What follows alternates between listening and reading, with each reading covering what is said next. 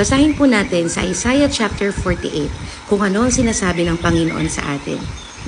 Ito ang sabi ni Lord, ang nagliligtas sa iyo, ang banal na Diyos ng Israel. Ako si Lord na iyong Diyos, ang nagtuturo sa iyo para sa kabutihan mo, ang nagsasabi sa iyo kung paano ka mamumuhay.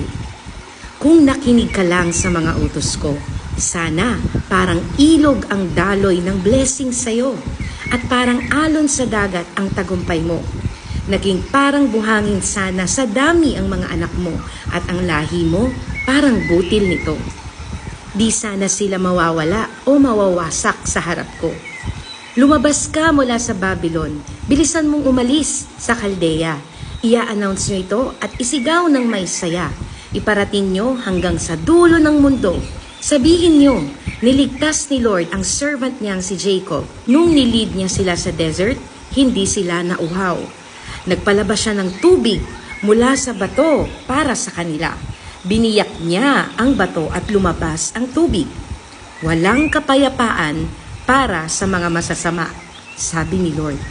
Nakita po natin doon sa binasa natin na si Lord, nagwa-warning siya at sinasabihan niya yung bayan ng Israel na magbalik loob sa Kanya. Na sinasabi ni Lord, ako lang ang tanging makapagliligtas sa inyo, ako lang ang tanging makakapagturo ng kabutihan nyo, at ako rin ang tanging makakapagsabi kung paano kayo mamumuhay. Ang sabi nga po dito, ako lang din ang source ng blessing. At kung sa akin lang sana kayo nakikinig at ginagawa niyo ang mga utos ko, yung ilog ng blessings ay patuloy na dadaloy sa inyong mga buhay. Hindi kayo mawawalan at maging ang mga anak ninyo ay dadami na parang buhangin.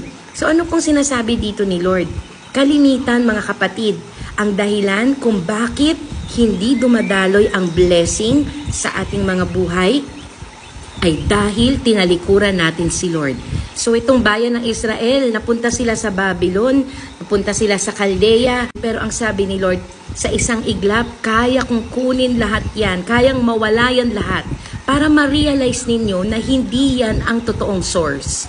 So bakit ko po sinasabi sa inyo mga kapatid na ang mga pampaswerte, ang pagkonsulta sa mga faith healers, sa mga manghuhula, sa tarot card readers, sa mga horoscope, sa astrology, at kung ano-ano pa man pong mga ginagawa natin para lang mabless tayo, para pumasok ang pera, para magkaroon tayo ng kapayapaan.